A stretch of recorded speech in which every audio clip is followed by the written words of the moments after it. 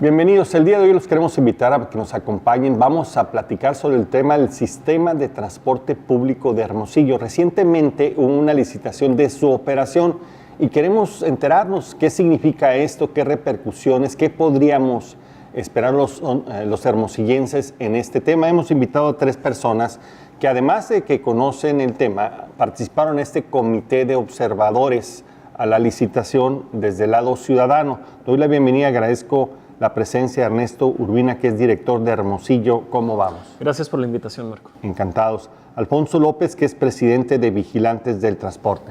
Gracias, a la orden. Gracias, Alfonso. Ignacio Peinado, que es presidente de la Unión Usuarios de Hermosillo. Muchas gracias, Marcos. Buenas tardes. Gracias por acompañarnos. Yo empezaría, Alfonso, preguntándote cómo funcionaba el sistema y qué modificación se daría con esta licitación de la operación del sistema que recientemente culminó. Bueno, en el 2007, en el sexenio de Eduardo Burz, hubo un cambio fuerte en el modo de negocio que tenía el transporte.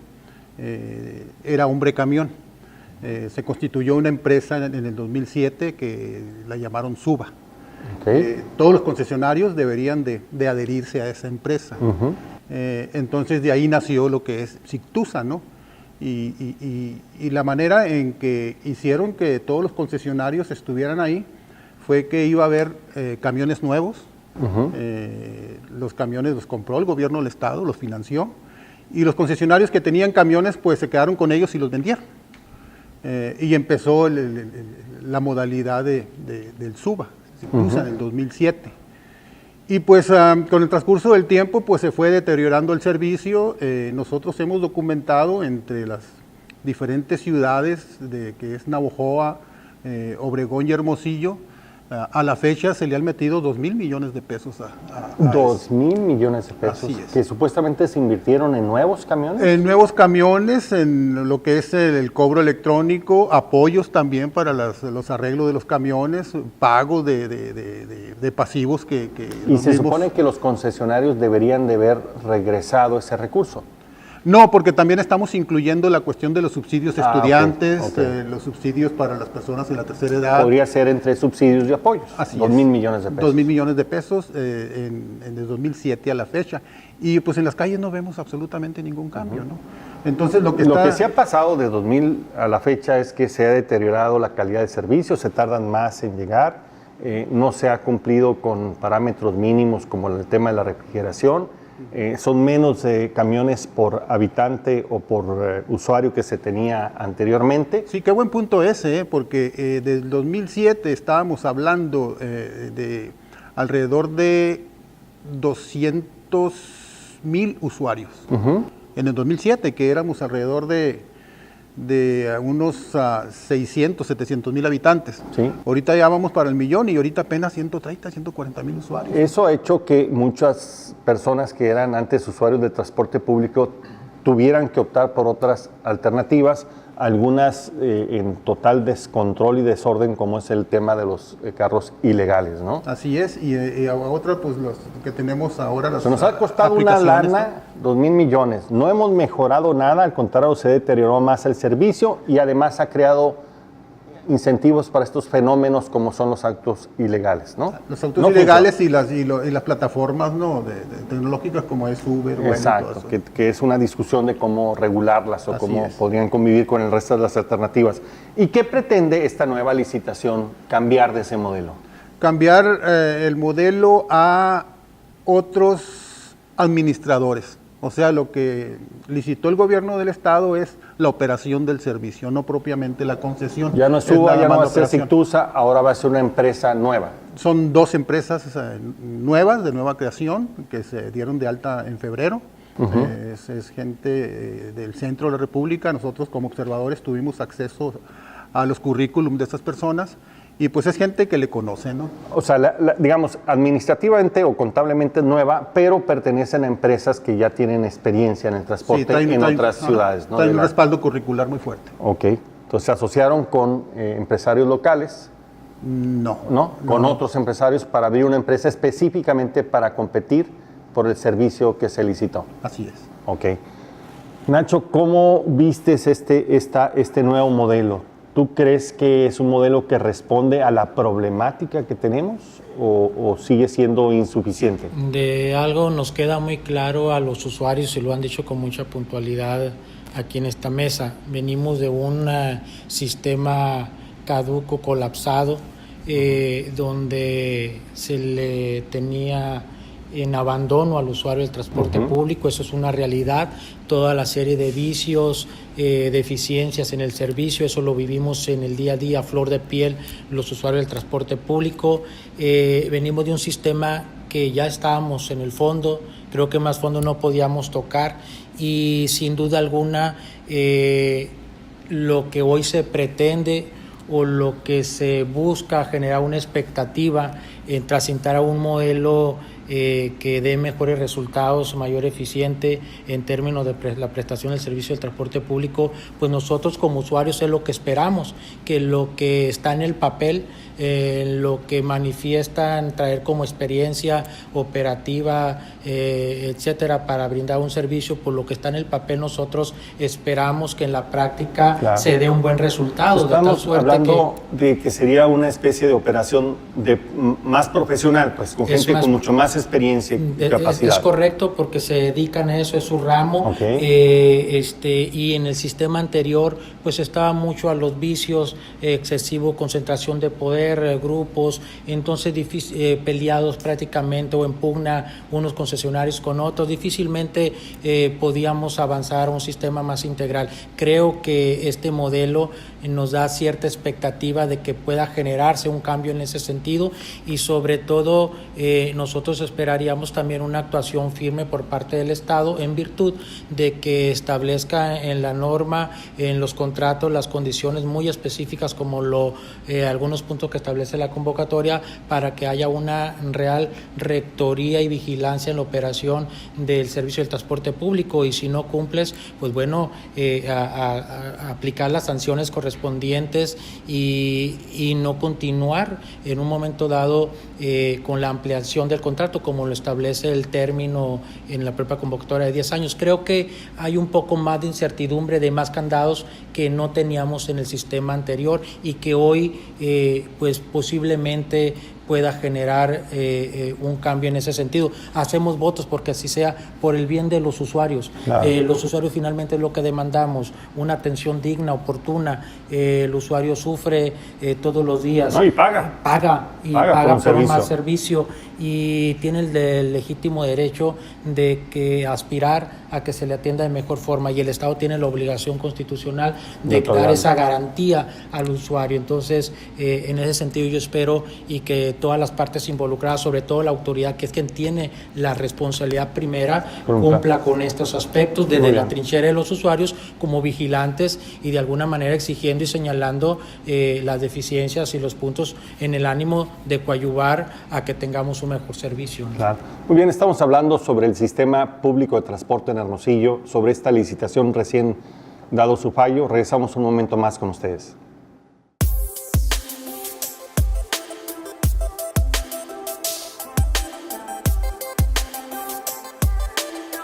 Bien, estamos de regreso, estamos hablando sobre el sistema público de transporte en Hermosillo. Recientemente se dio una licitación para cambiar de operador del sistema y se dio el fallo, 2 empresas la ganaron.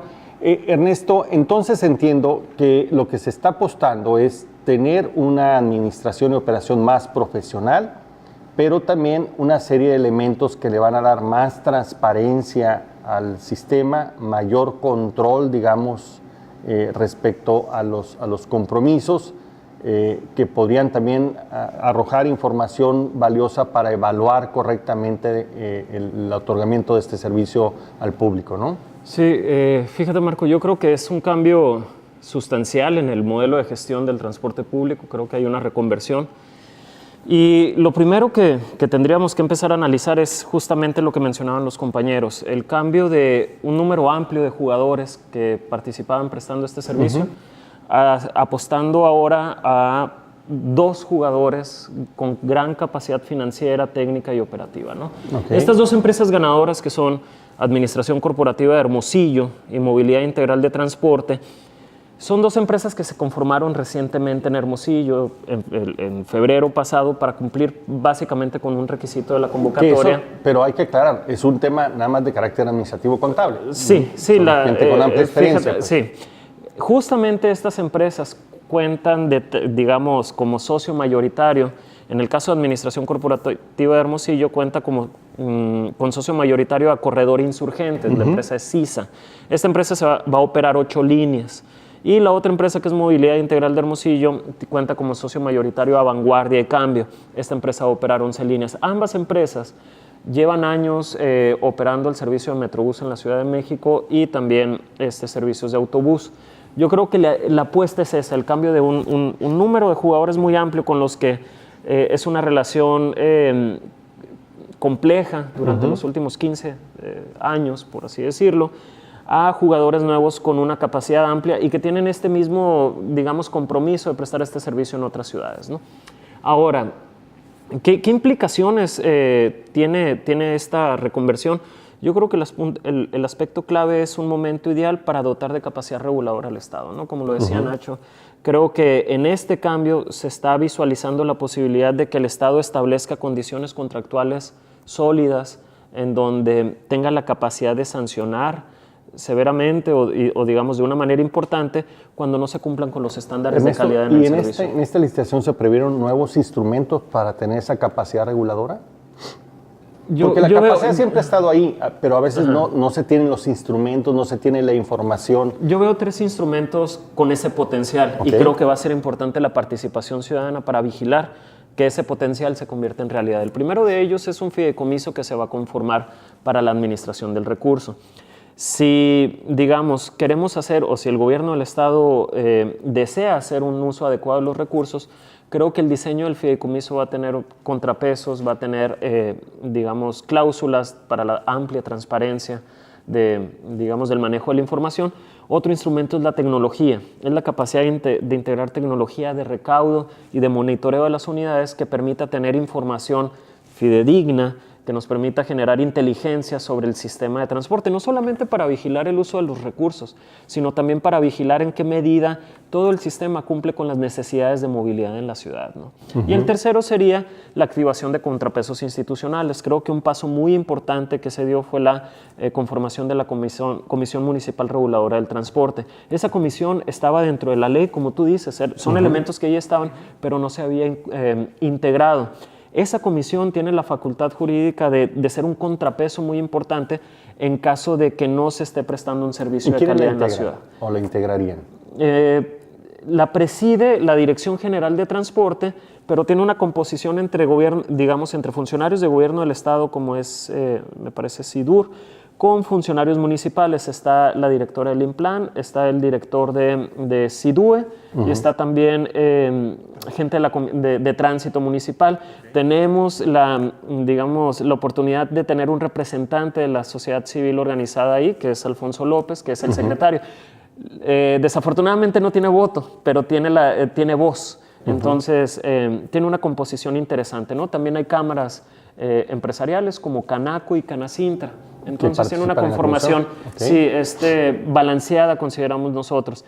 Tiene un potencial enorme la Comisión Reguladora de Transporte. Lo importante sería que tanto autoridades municipales como estatales le den el uso adecuado a esta comisión, que cumpla su sentido de vigilar los estándares de calidad del servicio de transporte y en su caso sancionar cuando no se esté cumpliendo. Podríamos decir que sí es un avance en el sistema. El modelo cambió, se depuró para hacerse más profesional, más transparente y de alguna forma más con más estos contrapesos, pues, para poder hacer una regulación más correcta, ¿no? Tiene más una abierta. Diversidad de elementos que, de consolidarse de manera adecuada, significarían un avance.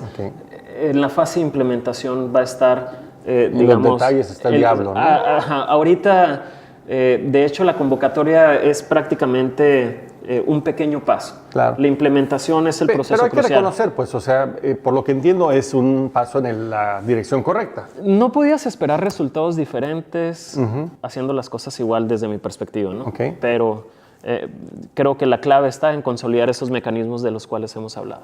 Pero digamos, el planteamiento fue un avance y algo que también hay que reconocer que durante todo el proceso fue observado por este comité ciudadano de organizaciones. ¿Fueron 4 organizaciones, Ernesto? Así es, Vigilantes del Transporte, Unión de Usuarios, Grupo Promotor Visión Hermosillo 2025 y Hermosillo Cómo Vamos.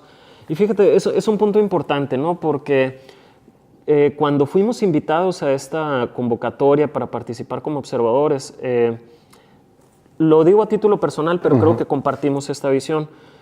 Es un tema fundamental. El transporte público es la tercera preocupación de los hermosillenses después de seguridad y adicciones, ¿no? Consideramos que era oportuno participar, observar y tratar de socializar la información relacionada a todo este proceso. Entre menos transparente y más opacidad en este tipo de procesos, tenemos menos oportunidad de desarrollar. Pero digamos, para un poco tratar de sintetizar, ¿sí fue satisfactorio? O sea, ¿se les dio acceso a la información? ¿La participación a las que se les invitó se cumplió la expectativa? Participamos en 2 momentos muy puntuales. Primero, fuimos testigos de la apertura de los paquetes con las propuestas. Y en un segundo momento pudimos acceder a las carpetas y eso es un avance importante porque gracias a ello nosotros podemos socializar los nombres, podemos socializar aspectos técnicos o incluso podemos verificar quiénes son los socios detrás de estas empresas, ¿no? No se detectó ninguna inconsistencia, ningún tema a señalar. Conforme a la licitación. Conforme a los requisitos de la convocatoria, ¿no? Perfecto. Eso es importante decirlo porque a veces se empiezan a suscitar dudas. En la medida de lo que estuvo a su alcance, ustedes validaron pues que había consistencia entre lo solicitado y en lo entregado para poder dar un fallo. Así es. En este proceso. Muy bien, estamos hablando sobre el sistema de transporte público en Hermosillo. Vamos a regresar con ustedes.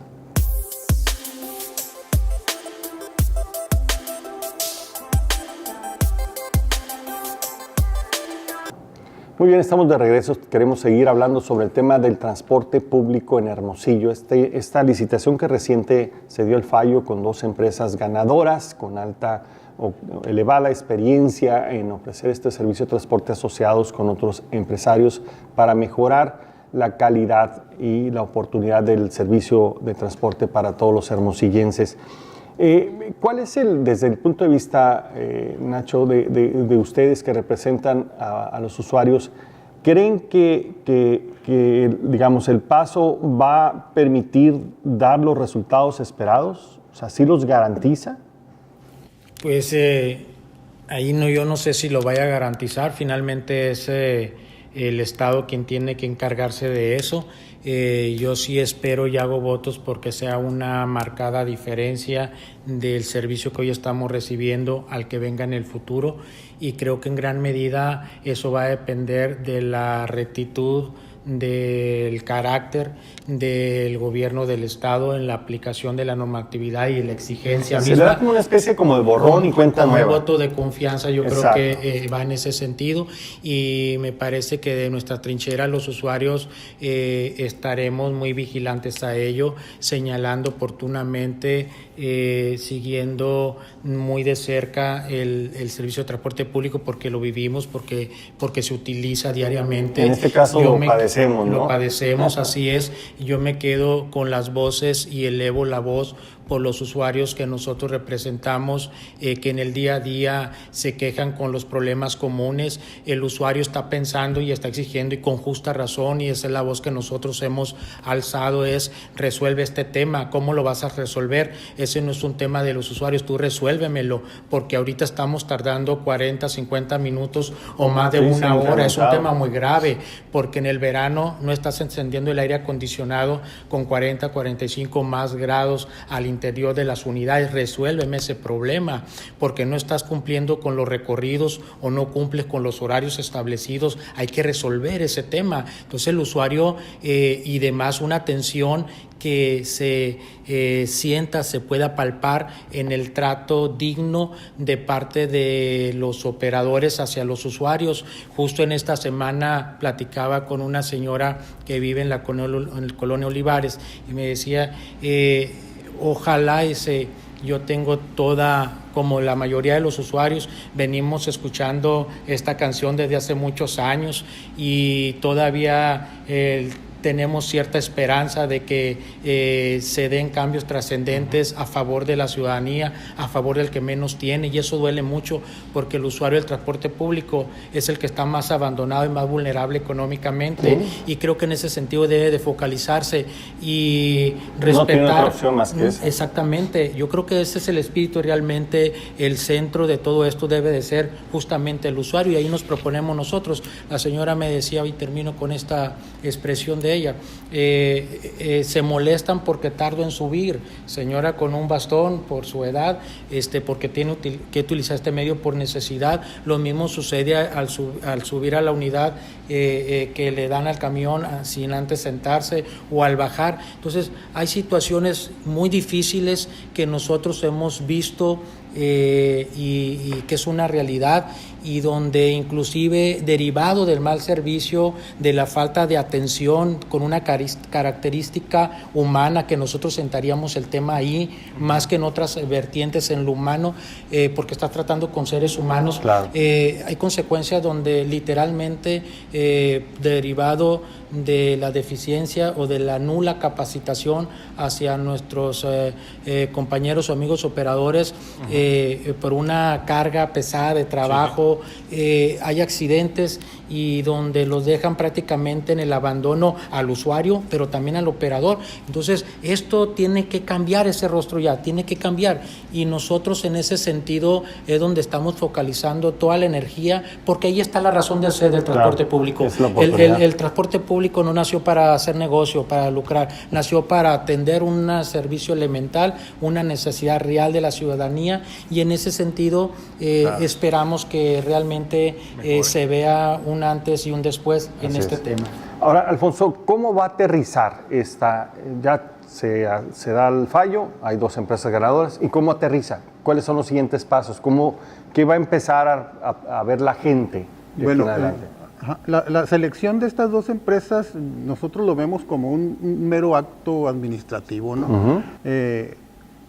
Empieza lo bueno, que es la implementación. La parte positiva que trae la convocatoria es que menciona tiempos. Hay tiempos que se tienen que cumplir. Por ejemplo, el 29 de abril tiene que haber en circulación 50 unidades nuevas más. Y ya está calendarizado de aquí a septiembre, alrededor de 15, 20 unidades mensuales nuevas en circulación. De tal manera para tener al fin de ese periodo 250 unidades nuevas. Tenemos a la vuelta de la esquina, el 1 de mayo, nuevas adicionales a las que ya se tienen. Se van a sustituir la mayoría porque hay un plan operativo de servicio que se tienen que cumplir, que son de 375. Una de las cosas negativas que vi yo en las propuestas, y lo he mencionado en algunas partes, es que las propuestas están mencionando 350 unidades. Hay 25 unidades menos. Las 25 unidades restantes las están dejando guardadas como respaldo. Entonces no cumplirían con el plan operativo. Yo creo que es algo ahí que tiene que ver y revisar la Dirección de Transporte, porque estamos hablando de 25 unidades menos. Y te repito, apenas esto empieza y tenemos que estar muy vigilantes de que las cosas se estén llevando a conforme los tiempos están establecidos. Una cosa muy importante que estamos nosotros levantando la bandera es la cuestión del cobro electrónico. Ahorita hay una anarquía en la cuestión del cobro electrónico. Ha habido agresiones verbales ya de los muchachos. La parte positiva es que los muchachos ya están exigiendo sus 2 viajes gratis, y muchos por pena o por lo que quieras, pues paga. Pero los choferes están abusando y cobrando a los estudiantes. Se tiene que hacer ya al rito de ayer la cuestión del cobro electrónico, para que se empiecen a respetar los 2 viajes de estudiantes y el cobro preferencial de las personas de la tercera edad, porque no se está dando tampoco. Y es algo que está ahorita totalmente fuera de control, y creemos que es una de las situaciones que se deben de arreglar ya. Nuevas unidades y el cobro electrónico. Así es. respetando los derechos de los usuarios, el caso de los estudiantes, el caso de las personas de la tercera edad, Sí. para empezar. Muy bien, estamos hablando sobre el sistema de transporte, sobre la reciente licitación de su operación. Regresamos en un momento más con ustedes.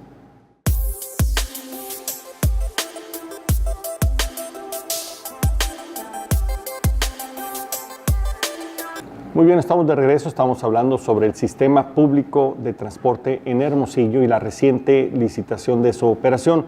Ernesto, tú has hecho mucho énfasis en dos cosas que entiendo que tú crees que pueden cambiar para favorecer un mejor servicio. Uno es este fideicomiso que puede, si se maneja transparentemente, puede ser un magnífico espacio para tomar decisiones correctas y utilizar el recurso de forma eficiente y efectiva. Y la otra, el uso de la tecnología. ¿Nos podrías explicar a qué te refieres con estos dos elementos? Mira, el uso de la tecnología no solamente tiene el potencial de facilitar al usuario su capacidad de pago y su capacidad de utilizar este servicio, sino que también tiene la capacidad de dotarnos un volumen muy importante de datos que servirían de inteligencia para tomar decisiones cotidianas. ¿Nos puede dar algunos ejemplos, por ejemplo? Primero, el volumen de recursos que se maneja, que se ingresan por concepto de los usuarios, del pago de los usuarios. Hasta la fecha no lo tenemos totalmente seguro, ¿no? No, son aproximados. Se hablan de cifras nada más. Sí. Okay. Podemos monitorear el recorrido completo de los autobuses y también su kilometraje. Pero más allá de eso, pudiéramos estar encontrando la forma de ver cuál es el origen de los usuarios, cuál es el destino y de ofrecer, digamos, alternativas o modificar las rutas en caso de que sea necesario y generar una dinámica de movilidad mucho más pertinente con la ciudad, más amable con los usuarios y que todo se reduzca a un menor tiempo de Contaríamos espera. con más datos y datos más exactos. Sí, al final todas las recomendaciones de política pública van orientadas a que las personas pasen el menor tiempo posible en el transporte público, pero que también el transporte público sea una alternativa digamos, con un estándar de calidad tan alta que nos haga bajarnos del automóvil a los que lo usamos, digamos, somos usuarios principalmente del automóvil y optemos por esta opción de servicio de transporte público. Entonces, el potencial de la tecnología es que nos puede estar ofreciendo datos de manera, digamos, en tiempo real y de manera que nos permita hacer inteligencia sobre este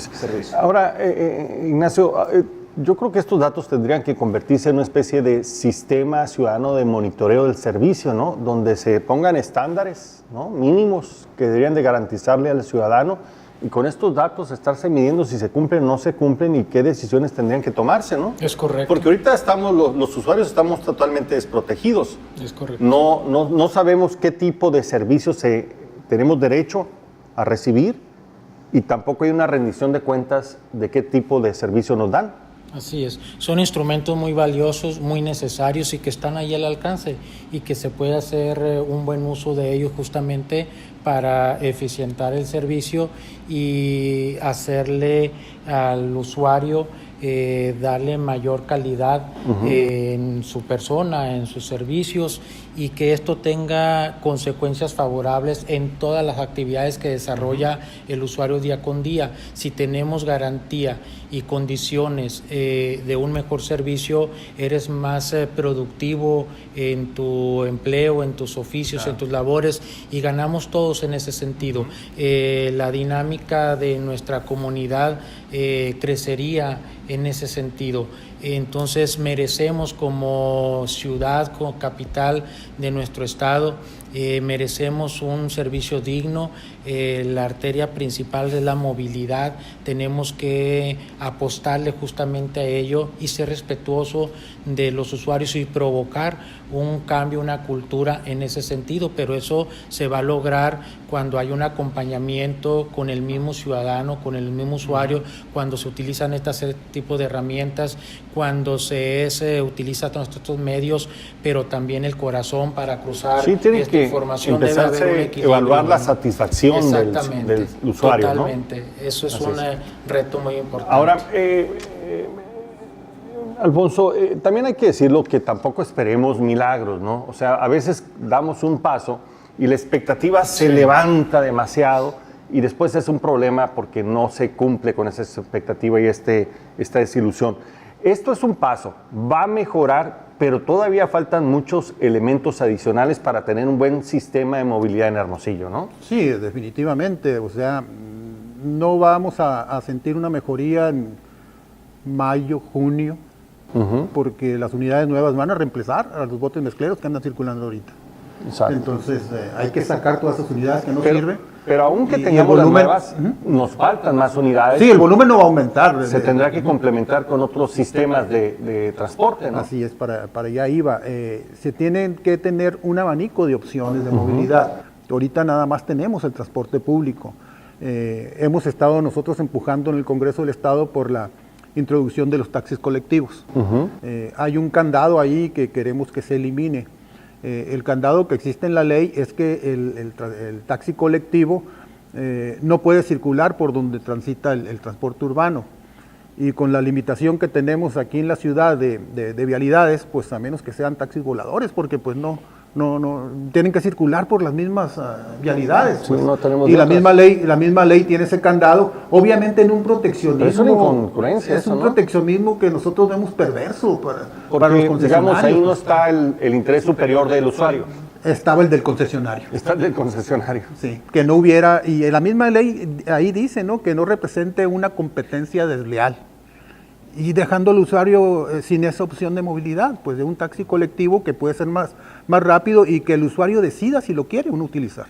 Así es. Entonces, ahorita no lo tenemos. Y por otro lado, tendría que de una vez definirse o regularse el tema del transporte Uber también, que está aparentemente fuera del marco legal y que está suscitando pugnas, ¿no? Tendría pues, que abrirse una ley que no, pusiera es que al centro las necesidades del usuario, ¿no? Es que ya está reglamentado la cuestión del uso de las plataformas. Lo que pasa es que las compañías no quieren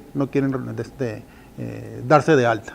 Lo único que tienen que hacer es dar el listado de autos, el listado de choferes y darse de alta en la dirección de transporte, pero no lo quieren hacer. Entonces ya hay decomisos de autos, va a seguir habiendo decomisos de esos autos. Las multas están alrededor ya de 83,000 pesos, no es nada fácil. Uber sí respalda a los choferes que detienen, pero hay otras aplicaciones que no están respaldando y los están dejando con la bronca encima. Les quitan el carro y ¿de dónde vas a sacar 80,000 pesos para poderlo retirar? Entonces creemos que es problema de las mismas plataformas y de que la Dirección de Transporte pues aplique la ley. Así es. Entonces podríamos decir pues que esta reciente licitación es una nueva oportunidad que se ofrece para que con los recursos existentes, con los elementos existentes se pueda ofrecer un servicio a la expectativa del usuario. Nos va a ofrecer más información, más datos, nos va a ofrecer estos mecanismos como el fideicomiso, como la comisión para poder entre todos construir este sistema y asegurarnos que dé los resultados que se esperan. Pero también hay que terminar de completar el combo para que esté a la altura de las necesidades de Hermosillo y de las ciudades, ¿no?, con otras opciones de transporte para que entre la competencia y la complementación pues se pueda resolver el tema de la movilidad, ¿no? Y sin perder la perspectiva que bien decía Nacho, no olvidemos que quienes utilizan el transporte público son la gente más vulnerable de todas, los que menos tienen capacidad, que no tienen ahora ni para comprarse un carrito ilegal, ¿no? Entonces no les queda otra opción, o gente que tiene dificultades en su movilidad personal y que requieren de un servicio con este rostro humano que hemos platicado. Y aquí el llamado es a que la autoridad aproveche esta nueva oportunidad para que, digamos, regule correctamente y transparentemente, ¿no? Es mucho el dinero que se ha invertido, pero también es mucho la insatisfacción y las estadísticas no mienten, ha ido reduciéndose sustancialmente el uso del transporte público, no por la falta de su necesidad, sino por su mal servicio. Exactamente. Muy bien. Muchas gracias, Ernesto. No, al contrario, gracias por la invitación. Alfonso, muchas gracias. Gracias a la orden. Gracias, Nacho. Muchas gracias, Marcos. Aquí los esperamos en la próxima emisión.